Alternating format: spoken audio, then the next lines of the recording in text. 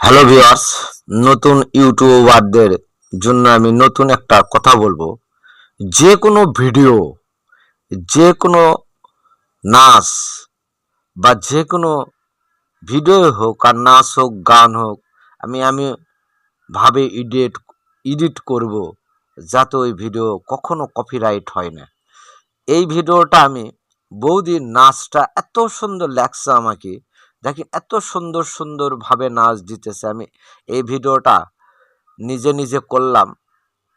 বৌদি, আমার দুই বৌদি এত সুন্দরভাবে নাচতেছে বিয়ের অনুষ্ঠানে। এই মোটা বৌদি আবার আমি ভাবতে পারিনি এত সুন্দর নাচতে পারবে। উনি বলল আমাকে, দেখো আমি একটা সুন্দর নাচ নাচবো, তুমি ভিডিও করে নাও। তখন আমি ভিডিও করতেছি আর কথা বলতেছি, তবে মিউজিকটা অফ করছি। দুই বৌদি এত সুন্দর নাচতেছে, আপনারা ফার্স্ট টু লাস্ট পর্যন্ত দেখলে বা মহিলারা দেখলে এ নাচ দেখে যে কোনো মুহূর্তে এই নাচটা তারা শিখতে পারবে। একের পর এক নাচের ভিডিও বা যে কোনো ভিডিও হোক, আপনারা এডিট করতে পারবেন, শিখতে পারবেন। সেই কাইন মাস্টারের মাধ্যমে আমি এডিট করি বেশি সবচেয়ে। আর এই বৌদি এত সুন্দরভাবে নাচলো যে এটা কোনো এডিটের প্রয়োজন হয় না, এত সুন্দর নাচ। দেখো বৌদির চলাফেরা, হাতের ভাঁজ, পায়ের ইয়া।